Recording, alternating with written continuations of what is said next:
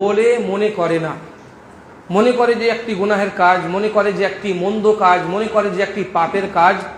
কিন্তু মানুষের ধারণার বাইরে যে প্রকৃতপক্ষে এই বিষয়টি হচ্ছে অন্তরের রোগ, যার চিকিৎসার প্রয়োজন রয়েছে। কাজেই আজ বর্তমান সমাজে আমরা লক্ষ্য করলে দেখতে পাই যে এই রোগটি মারাত্মকভাবে মানুষের মধ্যে ছড়িয়ে রয়েছে, পুরো সমাজকে গ্রাস করে রয়েছে, মহামারীর ন্যায় চতুর্দিকে আক্রমণ করেছে এই রোগ। আমি বোঝাতে চাইছি এ রোগ বলতে, অন্তরের ব্যাধি বলতে হিংসা ও বিদ্বেষকে।